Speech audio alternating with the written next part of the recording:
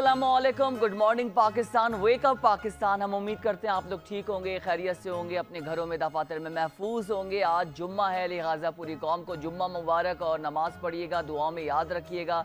दुआ करते हैं कि आपकी ज़िंदगी आसान हो। नाज़रीन, आज आपसे बहुत सारी बातें शेयर करनी है और सबसे इम्पॉर्टेंट बात यह है कि जो कारोबार है, जो बिज़नेस है, वो हमें स्टेबल थोड़ा बहुत नज़र आ रहा है, तो वो भी अपडेट्स आपको देंगे। फिर प्रोग्राम में बात करेंगे जो हेल्थ इश्यूज़ हैं, जो मौसम तब्दील हो रहा है उसकी क्या वजूहात हैं और जो बीमारियां उससे लग रही हैं, जैसे वायरल हो गया और बदलते मौसम से, क्लाइमेट चेंज की वजह से आप देखें इस वक्त लोग कितना बीमार हो रहे हैं, उस पर बात करेंगे। फिर बात करेंगे फिल्म मौला जट के हवाले से, भारतीय सिनेमा में उसको बैन किया गया है, क्यों किया गया है, ये सारी आज चीज़ें प्रोग्राम में रखेंगे। सबसे पहले बात कर लेते हैं पाकिस्तान स्टॉक एक्सचेंज की, क्योंकि आज फ्राइडे है, मार्केट क्लोज होगी और देखना होगा कि पूरे हफ्ते स्टॉक एक्सचेंज ने कितना जो है करेक्शन की है और कितने पॉइंट्स को गेन किया है। इस हवाले से बात करने के लिए हमें ज्वाइन किया है शहरियार भट्ट साहब ने, पोर्टफोलियो मैनेजर हैं, स्टॉक एक्सचेंज एक्सपर्ट हैं। शहरियार साहब, अस्सलाम वालेकुम and very good morning to you. कैसे हैं आप, ठीक हैं? वालेकुम अस्सलाम, थैंक यू सो मच। आप कैसे हैं? ठीक है।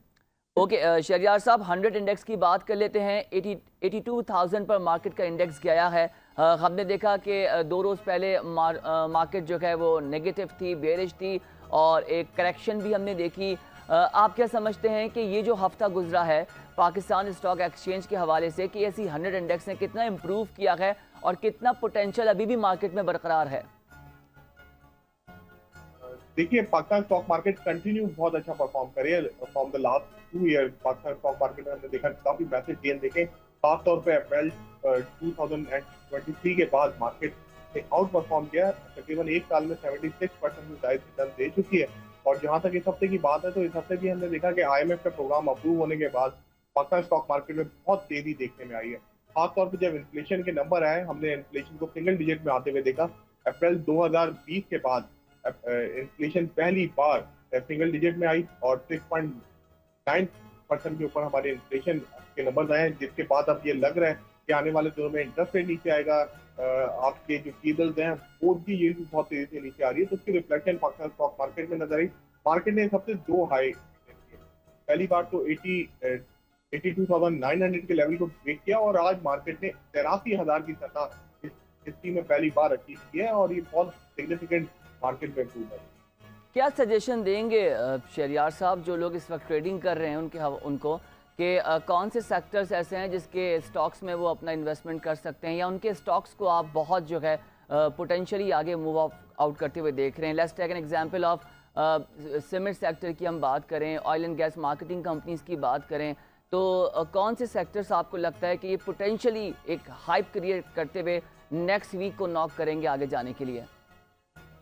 देखिए, आने वाले दिनों में हमें लग रहा है कि पाकिस्तानी इकोनॉमी का जो दारो मदार है वो सारा तो आपको पता है IMF के साथ।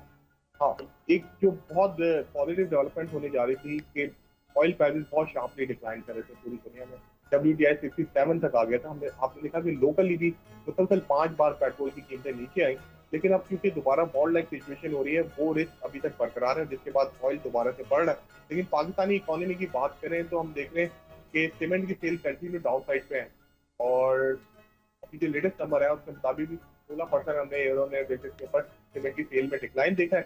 लेकिन आने वाले दिनों में हमें लग रहा है कि ऑयल एंड गैस बहुत अच्छा परफॉर्म कर सकता है। इसके साथ जो टेक्निकल स्टॉक हैं अब वो अपने बॉटम आउट कर गए हैं, वो रिकवरी फेज के अंदर आएंगे क्योंकि इन्फ्लेशन नीचे आई है। अब उसके बाद interest rate further down side के ऊपर आएगा। हमने देखा कि 22.5% पे इंटरेस्ट रेट था, वो डिक्लाइन होने के बाद 17.5% तक आ गया और फोरकास्ट यही है कि आने वाले दिनों में ये 12% या इसके आसपास आ सकता है। गवर्नमेंट की पहले फोरकास्ट कर रहे थे 15%, अब हमें लग रहा है 12.5% के आसपास अगर इंटरेस्ट रेट आता है तो दोबारा से आप देख सकते हैं कि इंशाल्लाह बूम आएगा, खासतौर पर कंस्ट्रक्शन साइड के ऊपर। गवर्नमेंट ने एलोकेट भी करी काफी ज्यादा फंड इसमें और फिर सीमेंट और स्टील के सेक्टर ये बेहतर परफॉर्म कर सकते हैं। ऑटो के नंबर हम देख रहे हैं इम्प्रूवमेंट साइड के ऊपर नजर आ रहे हैं आसपास। कई कार मैन्युफैक्चर भी पाकिस्तान में आ रहे हैं। तो आने वाले दिनों में अगर आप फोरकास्ट करते हैं तो ऑयल एंड गैस को आप अपने पोर्टफोलियो में मेंटेन कर सकते हैं। इसके साथ साथ टेक्निकल स्टॉक हैं उनको जरूर चेक करना। परफेक्ट। अच्छा सर, ये बताएं कि इस वक्त जो मशरिक़ वस्ता की सूरत हाल है और ये कशीदगी है, हम एशियन स्टॉक मार्केट्स देख रहे हैं, हम दुनिया भर की स्टॉक मार्केट्स देख रहे हैं, उस पर एक नेगेटिव इम्पैक्ट आ रहा है।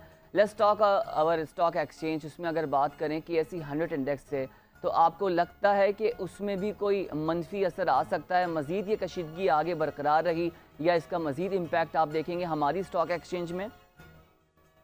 देखिए, पाकिस्तान स्टॉक मार्केट दुनिया से अलग नहीं रह सकती, काफी इम्पैक्ट पड़ता है। आप देख रहे हैं कि ऑलरेडी पाकिस्तान स्टॉक मार्केट में पिछले 2 हफ्तों से काफी ज्यादा फॉरेन सेलिंग आ रही है, और सिर्फ सितंबर के मंथ की बात करूं तो तकरीबन $55 मिलियन की सेलिंग, नेट सेलिंग फॉरेनर की जानी चाहिए। लेकिन अच्छी बात है कि पाकिस्तान में लोकल फंड काफी ज्यादा तगड़े हो चुके हैं, और $42 मिलियन की बाइंग हमारी लोकल फंड की जाने से देखने में आ रही है। खासतौर पर इंश्योरेंस सेक्टर काफी अच्छा परफॉर्म कर रहे हैं, उन्होंने पाकिस्तान स्टॉक मार्केट में अच्छी बाइंग की है। तो इसके साथ इंस्टीट्यूशनल जो है म्यूचुअल फंड, वो काफी ज्यादा एक्टिव होकर पाकिस्तान स्टॉक मार्केट में रोल प्ले करें। जहां तक ताल्लुक है नशे की वित्ता की सूरत का, तो यस, उसका असर हम देख रहे हैं ऑलरेडी ऑयल मार्केट में पड़ चुका है। ऑयल के प्राइसेस $67 के बाद से बढ़ के दोबारा 73 बैरल तक WTI आ गया। जब जब ऑयल बढ़ेगा, पाकिस्तान की मुश्किलात में इजाफा होगा, और उसके साथ अगर ये सिचुएशन अगर और बढ़ती है, खुदा न खास्ता अगर ईरान भी इसकी लपेट में आता है, जो कि हमारे बिल्कुल पड़ोस में वाक़ है, तो यकीन तौर पर पाकिस्तान के लिए प्रॉब्लम क्रिएट हो सकती है। इससे पहले हमने यूक्रेन रशिया वॉर में देखा था कि जब सप्लाई चेन इश्यूज हुए थे, तो उसके बाद वर्ल्ड कमोडिटी प्राइसेस अपसाइड के ऊपर आ गए थे एकदम से। उसके बाद तो इम्कान यही है कि इसके बाद कुछ इस तरह की सिचुएशन हो सकती है, लेकिन एक रिस्क फैक्टर है यहाँ पर।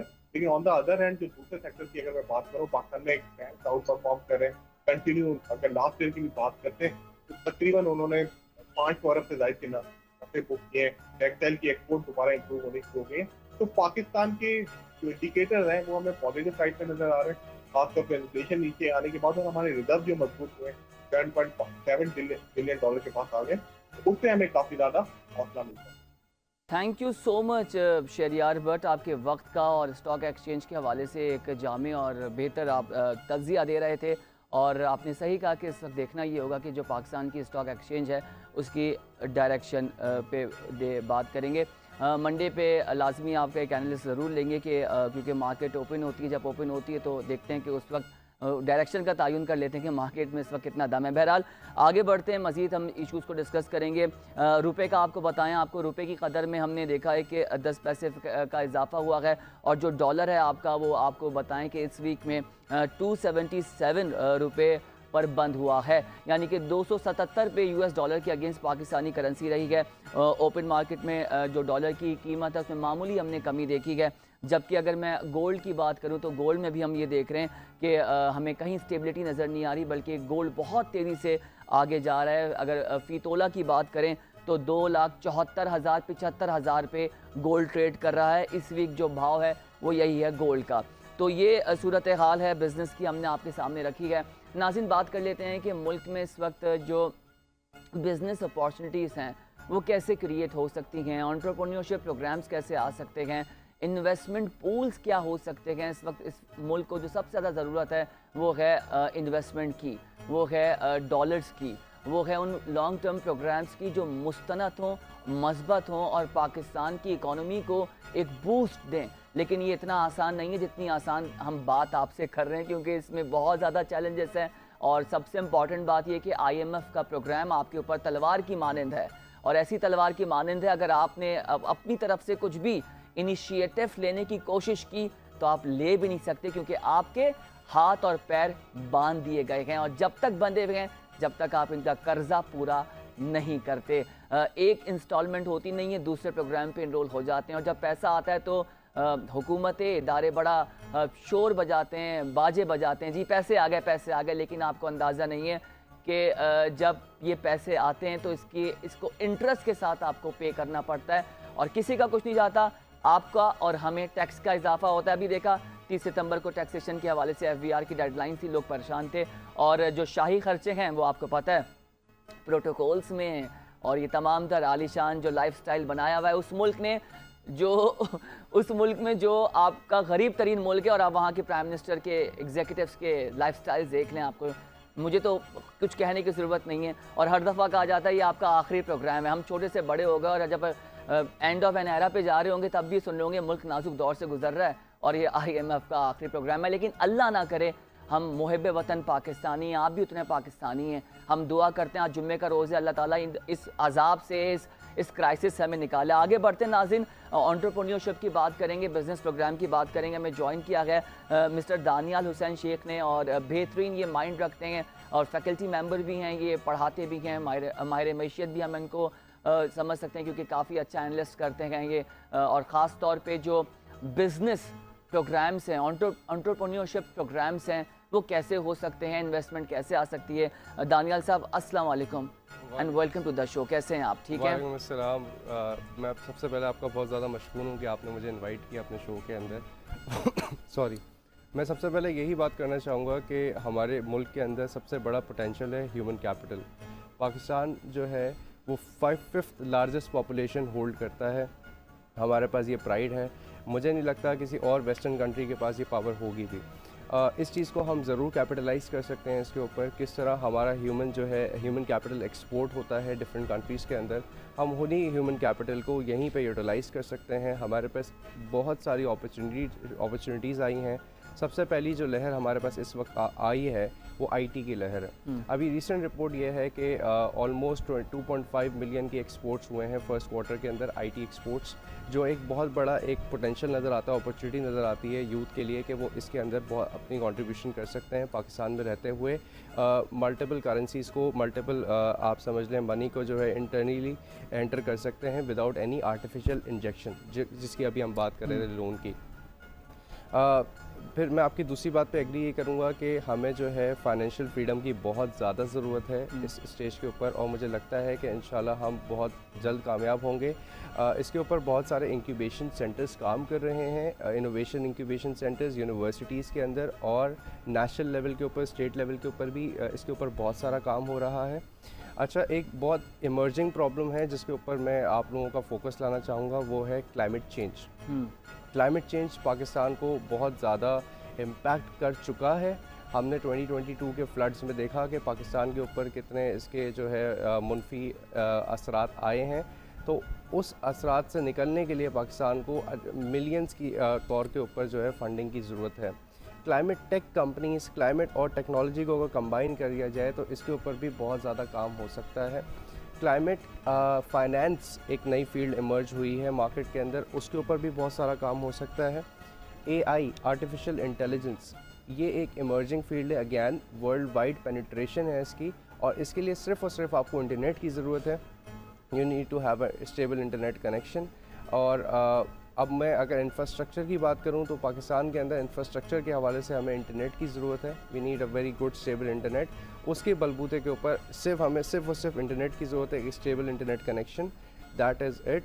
उसकी बेसिस पे हम अपनी एक्सपोर्ट्स को और हम अपने फाइनेंशियल कंडीशंस को अच्छे से इम्प्रूव कर सकते हैं। सर, लेकिन अफसोस इस चीज़ का ये हो रहा है कि 3 से 4 माह हो चुके हैं, इंटरनेट क्राइसिस अभी भी एक्सिस्ट कर रहा है।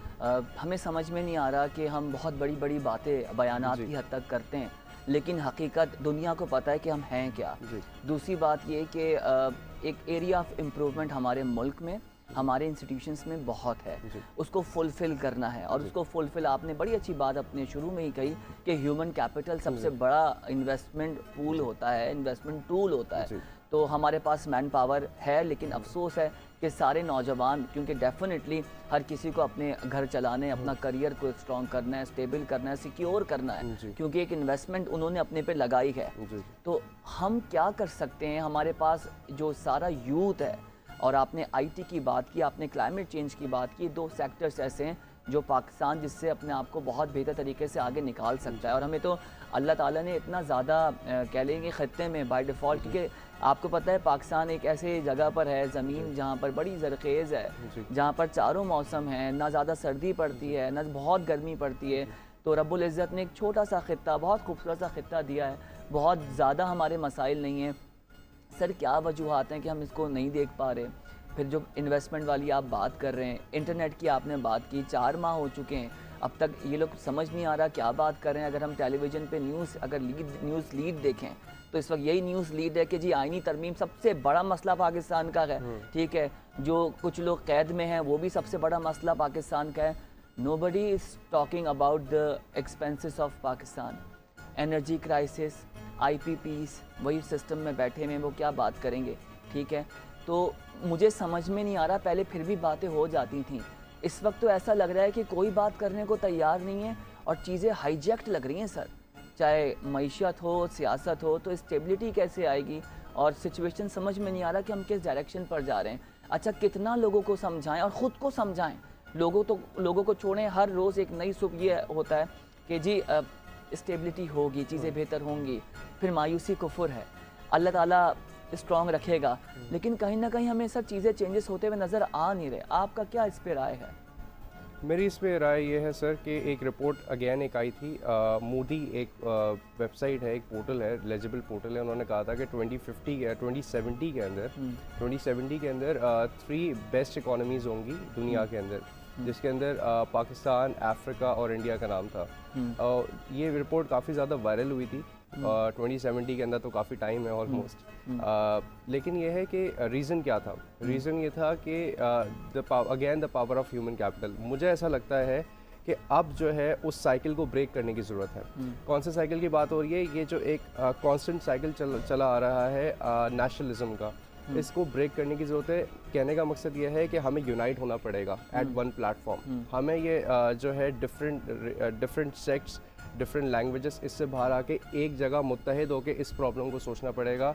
हमें ये हम सब की एक ग्लोबल प्रॉब्लम है और यूथ ही ये काम कर सकती है, क्योंकि हमारा ऐसा यूथ का ऐसा माइंड है जो कि यूथ हम शुरू से देखते आए इंडिपेंडेंस से कि यूथ जो है हमेशा रेवोल्यूशनरी रही है। तो यूथ का एक रेवोल्यूशनरी रोल रहा है, तो मुझे लगता है कि हमें एक रेवोल्यूशन स्टेज के ऊपर रख के इस चीज़ को आगे लेके जाना पड़ेगा as a youth. Very right. तभी हम अच्छा दानियाल साहब, इंटरनेट क्राइसिस की मैं चाहूँगा आपसे इसका फीडबैक लूँ। क्या सर्कमटेंसेस नज़र आ रहे हैं, क्या चैलेंजेस है? मुख्तलिफ बयानात, स्टेटमेंट्स हैं, लेकिन किसी को कुछ कंफर्म प्रॉब्लम नहीं, पता नहीं ये एक एक्चुअली मसला है। कोई एक्सपर्ट कुछ बात कर रहा है, गवर्नमेंट के स्टेक होल्डर्स कुछ बात कर रहे हैं, मिनिस्टर साहिबा कुछ और कहती हैं प्रेस कॉन्फ्रेंस में, कुछ और मामला आते हैं। क्या मामला आते हैं IT के और इंटरनेट के? जी, मुझे लगता है कि हमें ऑप्टिमिस्टिक होके अपने गवर्नमेंट की सपोर्ट करनी पड़ेगी, क्योंकि मुझे ऐसा लगता है कि सबसे बड़ा प्रॉब्लम ये है कि हम ब्लेम गेम बहुत करते हैं as in general. Government support तो सर रहेगी ना, हमारी गवर्नमेंट है, हमने इलेक्शंस कराए, हमने वोट किया है। जी बिल्कुल जी। तो उसके हवाले से हमें गवर्नमेंट को एज अ यूथ, अगर आप यूथ पर्सपेक्टिव से बात करें तो उनको अवेयरनेस लेके, एजुकेशन लेके, एक्सपोजर लेके कुछ हमें उनको तजावीज़ात देनी पड़ेंगी, सही सजेशंस देने पड़ेंगे कि ये चीज़ ऐसे भी हो सकती है, ये चीज़ ऐसे भी अमल दरामद हो सकती है। अनकन्वेंशनल सॉल्यूशंस प्रोवाइड करने पड़ेंगे कि इंटरनेट की प्रॉब्लम को किस तरह सॉल्व किया जा सकता है। उसके लिए हम हमेशा जो है वेस्ट को कंसिडर करते हैं, वेस्ट को देखते हैं, तो मुझे लगता है अभी भी हमें वेस्टर्न एजुकेशन, वेस्टर्न सिस्टम को अडॉप्ट करके वहाँ से एक्सपोजर लेके फिर हमें इस प्रॉब्लम को, इस क्राइसिस को सॉल्व करना पड़ेगा, क्योंकि ये अनडाउटेडली एक अनकन्वेंशनल प्रॉब्लम है that needs unconventional solution. Conventional solution इस प्रॉब्लम को सॉल्व नहीं कर पा रहे हैं। यही रीज़न है कि आज से 10 साल पहले भी हम ये प्रॉब्लम देख रहे थे, इससे पहले भी हमने ये प्रॉब्लम का शिकार रहे और ये एक साइकिल बन चुका है। तो इस साइकिल को ब्रेक करने का हल यही है कि बेसिकली हम एजुकेशन अडॉप्ट करें। तो एजुकेशन इज़ वेरी इंपॉर्टेंट। और मुझे लगता है कि जिस तरह आपने कहा कि हम लोग डिस्ट्रैक्ट हो रहे हैं, तो बिल्कुल हम डिस्ट्रैक्ट हो रहे हैं, हम एजुकेशन से मुसलसल डिस्ट्रैक्ट हो रहे हैं। और एक मुझे बुनियादी रीज़न ये भी लगता है, और मेरा यहाँ पे आने का पर्पज़ ये भी था कि हम इस चीज़ को ज़रूर प्रमोट करें कि एजुकेशन बहुत इंपॉर्टेंट है। ये सारी प्रॉब्लम्स का हल जो है वो सिर्फ और सिर्फ एजुकेशन एंड अवेयरनेस है। आप इतनी अच्छी बात कर रहे हैं, लेकिन प्रॉब्लम ये भी है कि सर जो एजुकेशन अफोर्ड कर सकता है उसके लिए आसानियाँ हैं। पाकिस्तान में जो मुतवस्सित तबका है वो एजुकेशन अफोर्ड नहीं कर सकता। अगर हम अच्छी यूनिवर्सिटी की फ़ीस की पर सेमेस्टर की बात करें, 1.5 लाख, 2 लाख, 2.5 लाख, 3 लाख, 3.5 लाख, 4 लाख रुपए तक की पर सेमेस्टर फ़ी है। इन हालात में एक आम आदमी इस तरह की फ़ीस दे के अपने बच्चे को नहीं पढ़ा सकता। कॉलेजेस की बात करें तो उनके भी 50,000, 60,000 पर मंथ उनका फ़ी निकल रहा है। स्कूलिंग की बात करें, अच्छे बड़े स्कूल 30,000, 35,000, 40,000 से स्टार्ट है, और जिसके 4 बच्चे हैं, 5 बच्चे हैं, 6 बच्चे हैं, वो कैसे अफोर्ड करेगा। दूसरी इम्पॉर्टेंट बात ये कि चलें, एक आपने लगा दी कंडीशन, फ़र्क कर दिया कि जी अमीर का बच्चा अच्छे स्कूल में तालीम हासिल करेगा, वो पढ़ेगा लिखेगा, डेफिनेटली वो अमीर का बच्चा है, वो अमीर ने उसको पढ़ाया, उसके पास पैसे हैं, तो वो फिर आपके मुल्क में सर्फ नहीं करेगा, वो बाहर जाएगा, वो ऑक्सफोर्ड में एडमिशन लेगा, दूसरे कंट्री को टैक्स भी देगा और वहाँ उसकी इकॉनमी को स्ट्रॉन्ग करेगा। यहाँ आपने गरीब के बच्चे के लिए क्या किया? सरकारी स्कूल हैं, क्लासेस नहीं होती हैं, टीचर्स आते हैं, तनख्वाहें घर से मिल जाती हैं, घोष मुलाजमीन है, पूरी रिपोर्ट है, पूरे पाकिस्तान की ये हालत है। तो एजुकेशन को तो हमने खुद तबाह कर दिया है, और दानिस्ता तौर पर किया है, मैं इसमें गैर दानिस्ता तौर पर नहीं कहूँगा, क्योंकि बड़े महकमे बने हुए हैं। आपको पता है कि एक टीचर अपॉइंट किया जाता है, सियासी भर्ती होती है, 15 लाख 20 लाख 25 लाख रुपए वो दे के जब आता है तो वो कैसे पढ़ाएगा, उसको तो वो पैसे सीधे करने हैं अपने। तो हमने तो एजुकेशन को खुद तबाह कर दिया, और ये बुनियादी वजह है। आपने एक बड़ी अच्छी बात बोली कि फंडामेंटल और बेसिक चीज़, जब तक गाड़ी का इंजन मजबूत नहीं होगा गाड़ी नहीं चलेगी। मुल्क गाड़ी की मानन समझ लीजिए, और इंजन एजुकेशन है। तो एजुकेशन बेहतर नहीं होगी तो तहकीक नहीं होगी, तहकीक नहीं होगी तो रिसर्च के हवाले से टेस्ट कैसे होंगे, चीज़ें कैसे बनेंगी।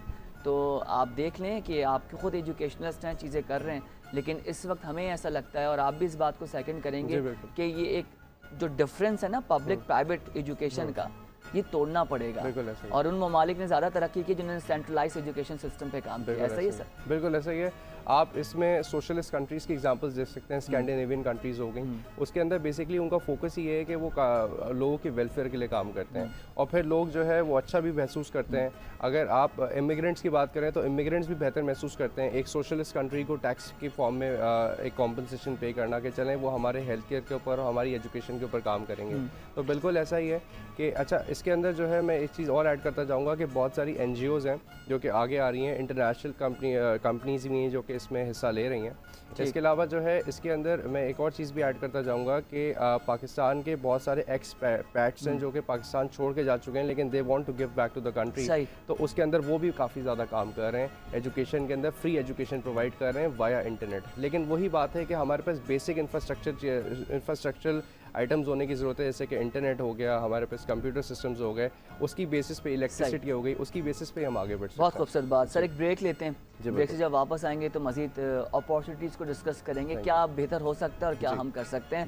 नाज़रीन एक ब्रेक लेते हैं, ब्रेक से जब वापस आएंगे तो मजीद डिस्कशन करते हैं। Stay with us.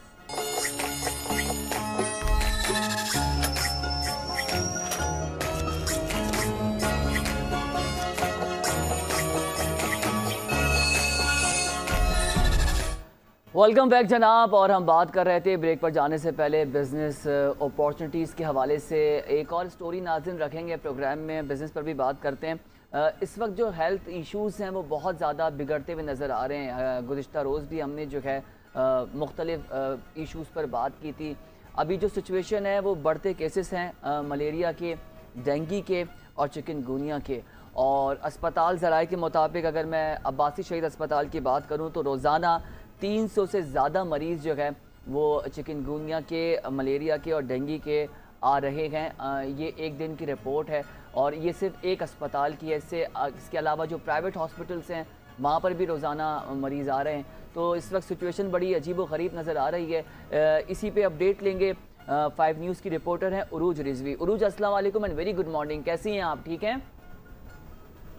अस्सलाम वालेकुम रोहेल, कैसे हैं आप? मेरा अल्हम्दुलिल्लाह जी, अल्लाह का शुक्र।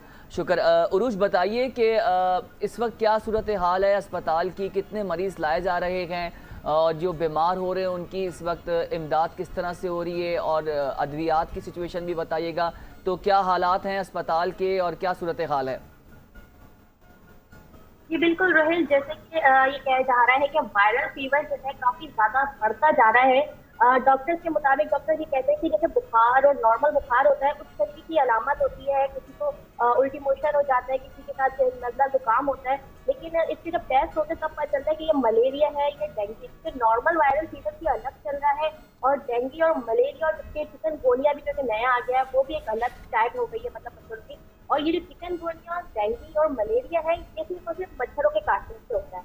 तो जो डेंगू और चिकनगुनिया का मच्छर है वो सेम एक ही तरीके से साफ पानी में पैदा होता है। तो इसका यही है कि डॉक्टर के मुताबिक डॉक्टर ये कह रहे हैं कि जो डेंगू है उसका इलाज तो नॉर्मल हो जाता है, लेकिन चिकनगुनिया का मरीज होता है वो जो है ठीक तो हो जाएगा बुखार के बाद, लेकिन जो उसकी जो हड्डियों का कैल्शियम है वो खत्म हो जाता है, जिसकी वजह से काफी कम हो जाता है, जिसकी वजह से जो वो काफी दिनों तक, यानी कि ठीक होने के बाद भी ये कहेंगे कि वो काफी दिनों तक जोड़ों के दर्द में मुलविस रहता है। जैसे कि 6 महीने हो जाए कि जैसे कोई ज्यादा कमजोर बंदा होगा तो उसको 1 साल तक ही जोड़ों का दर्द रहता है।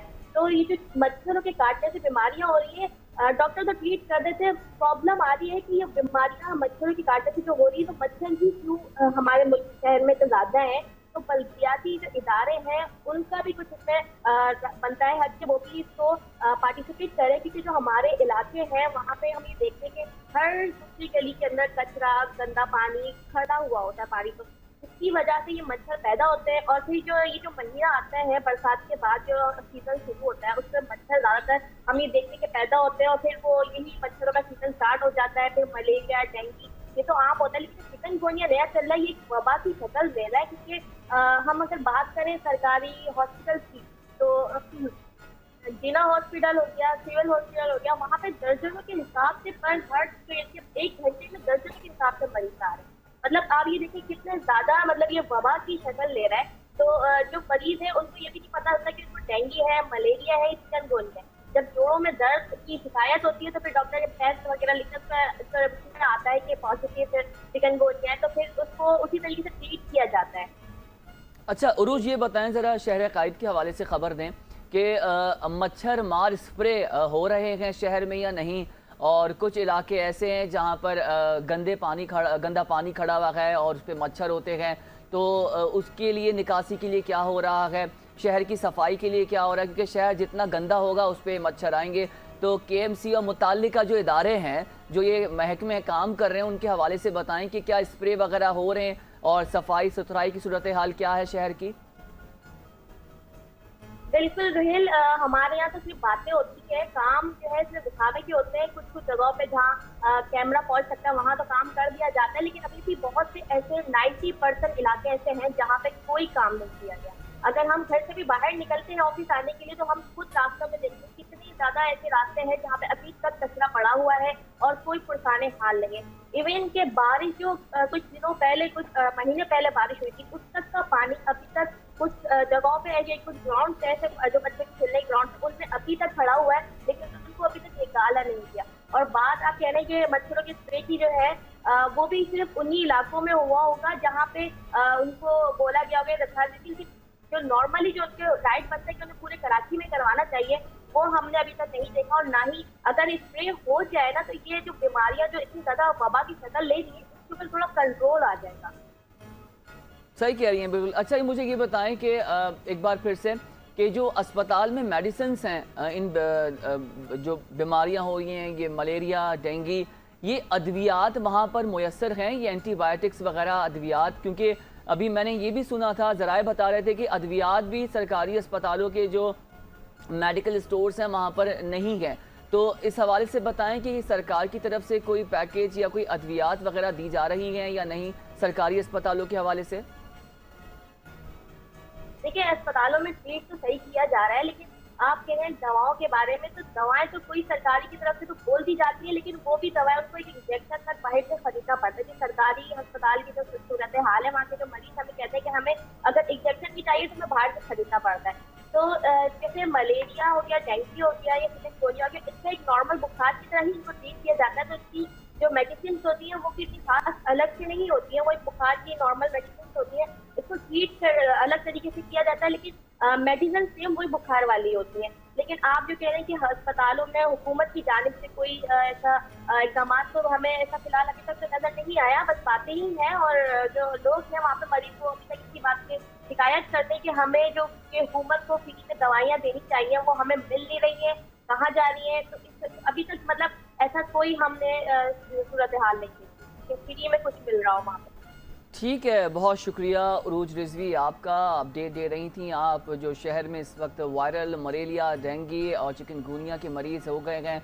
और बस यही है कि हम आपसे यही कहेंगे कि आप एहतियात करें और बर वक्त डॉक्टर को दिखाएं और गैर ज़रूरी जो है बाहर का खाना ना खाएं और सफाई रखें, बहुत ज़रूरी है, सिर्फ सफाई होनी चाहिए।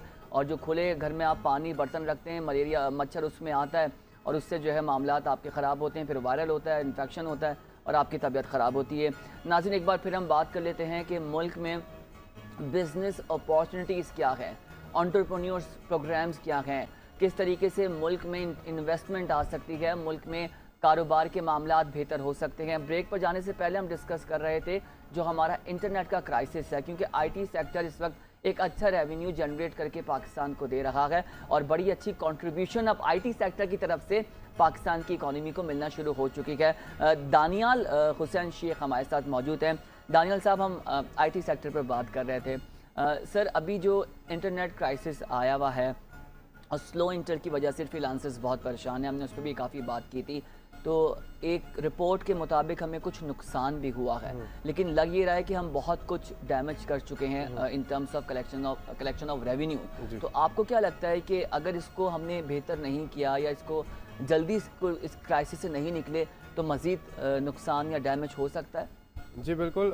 आपने ये न्यूज़ भी देखी होगी, ये न्यूज़ भी अभी रोटेट हुई थी मार्केट के अंदर कि फाइवर ने जो है और जितनी भी आपके पास इस तरह के प्लेटफॉर्म्स हैं, फ्रीलांसिंग प्लेटफॉर्म्स, उन्होंने ही पाकिस्तान को जो है ऑलमोस्ट ग्रे लिस्ट में डाल दिया था।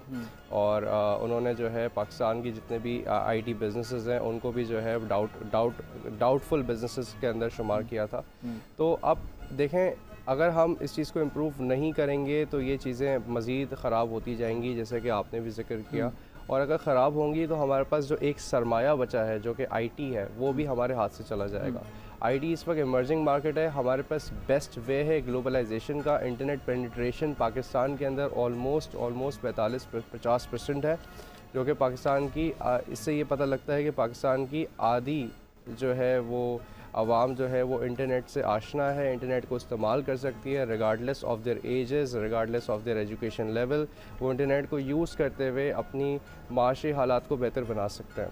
तो मुझे लगता है कि ये बहुत बड़ी अपॉर्चुनिटी है और गवर्नमेंट को इस चीज़ को जो है वो सपोर्ट करना चाहिए, कोऑपरेट करना चाहिए। गवर्नमेंट इसके ऊपर बहुत तेज़ी से काम कर रही है, जो कि मुझे नज़र आ रहा है, और मैं मुस्बत हूँ कि इंशाल्लाह गवर्नमेंट इसको आगे लेके जाएगी और हम लोगों के लिए चीज़ें बेहतर होंगी इंशाल्लाह सर। अच्छा, एक और चीज़ मैं आपसे डिस्कस करना चाह रहा हूँ। टेली कम्युनिकेशन अथॉरिटीज़ से मेरी मुलाकात हुई थी, तो उन्होंने कहा कि इस इंटरनेट क्राइसिस की वजह से लोगों ने अब इंटरनेट के पैकेजेस कराना छोड़ दिए हैं, क्योंकि कॉलिंग वाला वो दौर तो नहीं है कि जो कंपनीज़ हैं कॉल्स रेट से कमाएं। अब ये सारा कमाई इनका जो रही है वो एक हाइब्रिड पैकेज देते हैं कि आप कॉल भी करें, नेट भी करें, चाहे पोस्टपेड सार्फिन हो, प्रीपेड सार्फिन हो।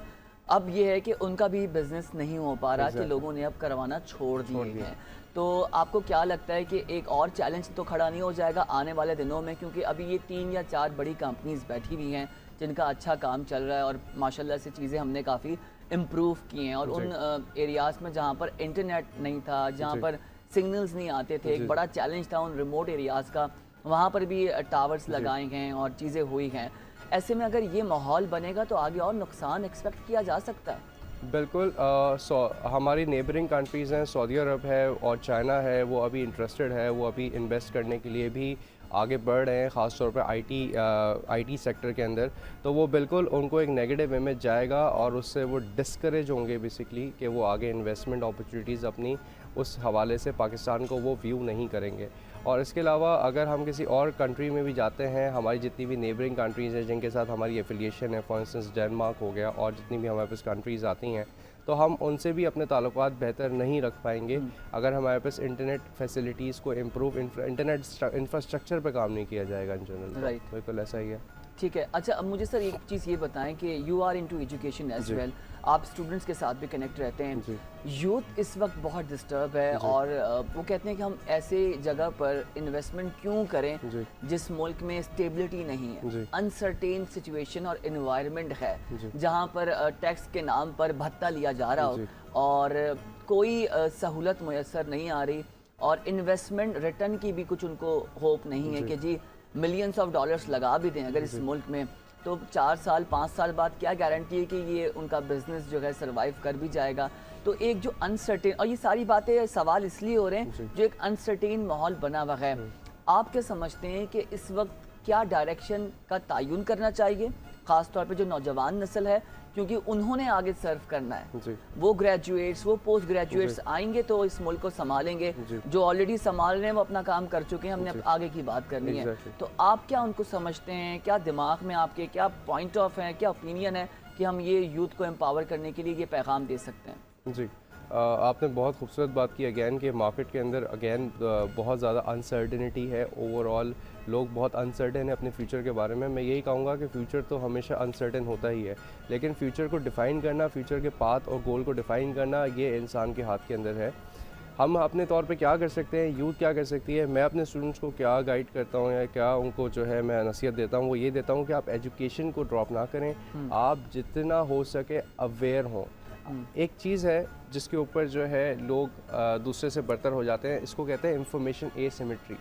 इंफॉर्मेशन एसिमेट्री का मतलब है कि you are having more information than me, that means that you are having more power than me. तो अब पावर का इस बात से क्या समझ आया हमें, इस बात से ये समझ आया कि पावर हासिल करने का सबसे बेहतर तरीका ये है कि आप इंफॉर्मेशन एसिमेट्री को ख़त्म करें, आप अवेयरनेस की स्टेज पे जाएं, आप आईटी सेक्टर के बारे में इंफॉर्मेशन लें, आप स्टॉक एक्सचेंज, स्टॉक मार्केट और फॉरेन एक्सचेंज, फॉरेन रेमिटेंस के बारे में इंफॉर्मेशन लें, आप पाकिस्तान के लीगल सिस्टम्स या ओवरऑल लीगल इम्प्लिकेशंस के बारे में इंफॉर्मेशन लें। सारी चीज़ें इंटरनेट पे मौजूद हैं, आप अपने आप को अवेयर करें। तो मुझे लगता है कि अवेयरनेस एक बहुत बड़ा। अच्छा दानियाल साहब, मैंने एक चीज़ ऑब्जर्व किया, आई बिलीव आप भी वो चीज़ देख रहे होंगे।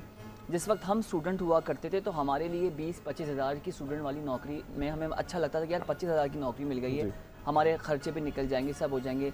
मुझे अब ये देख के बहुत खुशी होती है कि आज का जो स्टूडेंट है वो अगर डिग्री प्रोग्राम भी कर रहा है और रात को किसी कॉल सेंटर में या कहीं भी डिजिटल फर्म में काम कर रहे हैं, they are earning more. 1.5 lakh, 2 lakh, 2.5 lakh रुपए बच्चे आराम से कमा रहे हैं। मुझे आप ये बताइए कि ये माइंडसेट, ये है पोटेंशियल, ये है इनकी सलाहियतें, ये स्किल सेट है, उसके लिए क्या हम तैयार हैं अपनी इंस्टीट्यूशंस में इन बच्चों को और मत, क्योंकि डेफिनेटली जो बच्चा 2, 2.5, 3 लाख रुपए अर्न कर रहा है वो ग्रेजुएट होने के बाद हमसे, आपसे और डिमांड करेगा, एचआर से और मांगेगा।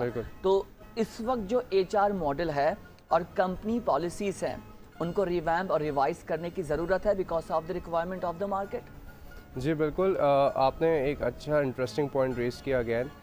एक नया मार्केट के अंदर एक और वेव आई है। पहले मैंने आपको आईटी सेक्टर की वेव के बारे में हमने डिस्कस किया था, उसके बाद हम बात करें गिग इकोनॉमी की। गिग इकोनॉमी का मतलब ये है कि गॉन आर द डेज, वो दौर चले गए, वो दिन चले गए कि जब आप 8 घंटे की नौकरी करते थे। अब लोग जो है पार्ट टाइम या टेम्प्रेरी वर्क की बात करते हैं या ऑन डिमांड जॉब्स की बात करते हैं। तो बिल्कुल ऑन डिमांड जॉब्स का कल्चर मार्केट में क्रिएट हो चुका है ऑलरेडी। खास तौर पे जितनी भी प्राइवेट कंपनीज हैं वो जितनी भी हायरिंग कर रही हैं वो आवर बेसिस पे करती हैं, 20 आवर्स की बेसिस पे, 10 आवर्स की बेसिस पे, 8 आवर्स की बेसिस पे, ताकि एक इंडिविजुअल मल्टीपल जगह पे अपने आप को, अपनी स्किल्स को जो है उसका इजहार कर सके, मल्टी डायमेंशनल काम कर सके। क्या बात है, क्रॉस फंक्शनल काम कर सके। क्या बात है। जी बिल्कुल दानियाल साहब, आपका बेहद शुक्रिया और बड़ा अच्छा लग रहा है आपसे गुफ्तगू करके, और मुझे दिल नहीं चाह रहा कि मैं आपको खुदाफिज कहूँ क्योंकि इतनी आप एक्सपीरियंस पे और बहुत खूबसूरती से पाकिस्तान की इकॉनमी और इन्वेस्टमेंट प्रोग्राम को डिस्कस कर रहे हैं। आपने वक्त निकाला, हम आपके मशकूर हैं कि आपने टाइम निकाल के हमारे प्रोग्राम में शिरकत की। नाज़रीन, होपफुली डिस्कशन से ये चीज़ तो हमें समझ में आ गया कि पाकिस्तान में पोटेंशियल तो है और यूथ एम्पावर है और उसको मज़ीद एम्पावरमेंट देनी है आपने और हमने मिलकर। और मायूसी अगेन कुफ्र है, हम यही बात करेंगे, चीज़ें बेहतर होंगी। एक ब्रेक लेंगे नाज़रीन, ब्रेक से जब वापस आएंगे तो मज़ीद इश्यूज़ को डिस्कस करेंगे। Stay with us.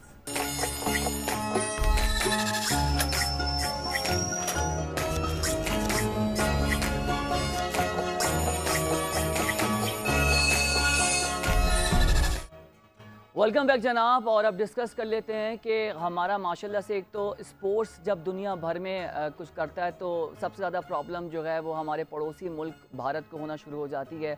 और जो आर्टिस्ट होता है, जो फिल्म मेकर होता है, जो मूवी मेकर होता है, वो कल्चर बेस पे सारे काम हो रहे होते हैं। ये ख़बर है जिसका मुझे बहुत अफसोस हुआ, और इतना तासुब, इतनी नफ़रत नहीं होनी चाहिए जो भारत पाकिस्तान के लिए दिल में रखता है। और कैसे मामलात आगे होंगे, कैसे खैर सगाली की बातें होंगी, कैसे जो है क्रॉस बॉर्डर जो है तबादले होंगे कारोबार की और मोहब्बतों के। बहरहाल पाकिस्तानी फिल्म है दी लेजेंड ऑफ मौला जट की भारतीय सिनेमा में उसकी नुमाइश को रोक दिया गया है। बाकायदा लीगल एडवाइजरी जारी कर दी गई है वहाँ के कॉन्स्टिट्यूशन के हवाले से।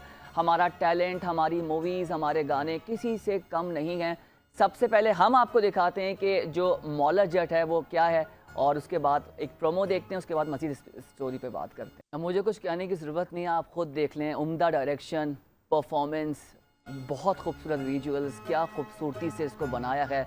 तो झटका तो लगेगा, नुमाइश पे पाबंदी तो लगाएंगे, इसलिए कि ऐसा ना हो कि कहीं ना कहीं उधर लोग बैठे हुए जेलस हो जाएं कि इतना पोटेंशियल पाकिस्तान में, फिर वहाँ के लोगों को काम मिलना बंद हो जाए और फिर पाकिस्तान से एक्टर्स हमारे जो है भारत में काम करने लगे। हमारे एक्टर्स को ज़रूरत नहीं है अल्हम्दुलिल्लाह, और I am so proud of them. माशाल्लाह, आउटस्टैंडिंग, क्या किया है काम, क्योंकि बेहतरी ऐसे ही आएगी। हमने बहुत इम्प्रूव किया है, कंटेंट तो था ही, लेकिन अब टेक्नोलॉजिकल चीज़ें जो हैं, टेक्निकल चीज़ें जो हैं, और ये प्री प्रोडक्शन फिर पोस्ट प्रोडक्शन पे हमने बहुत उम्दा काम किया। आपने ये ट्रेलर प्रोमो देखा। अब नाज़रीन आपको बताएं कि भारतीय पंजाब में इसकी नुमाइश को रोक दिया गया है, और आई डोंट नो क्या वजूहात हैं, लेकिन ये कल नुमाइश इसकी लगनी थी और ये सारी प्लानिंग हो चुकी थी, डिस्कशन हो चुका था, लेकिन आई डोंट नो वहाँ पर क्या पॉलिटिकल डिस्कशन हुआ है और ये एक सियासी हरबा इस्तेमाल किया गया है। मुझे नाज़रीन अफसोस इस चीज़ का है कि हमने अपने सिनेमास में हमने इनके मूवीज़ को दिखाया, हमने इनके गाने दिखाए, क्योंकि हम पाकिस्तानी हैं। हमने कहा नहीं, ये वो कल्चर भी हमारा है, ये कल्चर भी हमारा है। हम लोग वहाँ से आधे लोग माइग्रेट होके आए हैं, लेकिन हमेशा भारत ने कभी भी हमें अप्रिशिएट नहीं किया है। मुझे अफसोस होता है। और जब परवेज़ मुशर्रफ साहब का दौर था तो बहुत कुछ बेहतर हुआ, हमने बहुत कुछ अच्छा किया, वो आगे भी रहा, लेकिन फिर दहशतगर्दी वाले मामला आता है, हमने उसको भी इग्नोर किया। कोई बात नहीं, आगे खैर की बात करते हैं। और आर्टिस्ट, फनकार, नाज़रीन, ये तो एम्बेसडर्स हैं, इनको तो नहीं रोक सकते आप। ये तो आपके फनकारों, हमारे फनकारों, ये तो होना भी नहीं चाहिए। हमने टर्की के ड्रामे भी दिखाए, हम इंडियन ड्रामे भी दिखाते हैं, हम इंडियन कंटेंट भी दिखाते हैं, लेकिन हमारे ड्रामे कंटेंट, हमारे इंडियन कंटेंट आप रोक रहे हैं दिखाने से। अच्छा, दूसरी चीज़ ये कि आपके ख़ुद लता मंगेशकर कह के गुजरी हैं कि पाकिस्तानी जो गुलकार हैं उनकी उर्दू, उनकी शायरी, उससे तो बेहतर कुछ नहीं है। अब खून और खून में तो फ़र्क है, उनके सिंगर्स खून बोल रहे होते हैं, आप खुद देखें। तो वहाँ के जो फ़नकार हैं, मैं आई एम सॉरी, मैं डिसरिस्पेक्ट नहीं कर रहा, उर्दू हमारी कौमी ज़बान है, और कंटेंट के लिहाज से हमारे जो स्टेज शो हैं, ये भी आप देखें कि उन्होंने उसको रिवैम्प करके वो कपिल शर्मा शो बना दिया, लेकिन हमारे मोइन अख्तर और उमर शरीफ ये काम कर चुके हैं और दुनिया ने इसको सराहा है, और आप लोग को बेहतर पता है कि हमारे अंदर कितना पोटेंशियल है। नाज़रीन, आज के लिए इतना ही। आई होप कि आज का प्रोग्राम आपको पसंद आया होगा। मंडे को आपसे मुलाकात होगी। हम दुआ करते हैं कि हफ्ता इतवार आपका और आज जुम्मा बहुत अच्छा गुजरे। अपना बहुत ख्याल रखिएगा। इंशाल्लाह आपसे मंडे को मुलाकात होती है। मुझे इजाज़त और प्रोडक्शन टीम को इजाज़त दीजिए। अल्लाह हाफ़िज़। पाकिस्तान जिंदाबाद।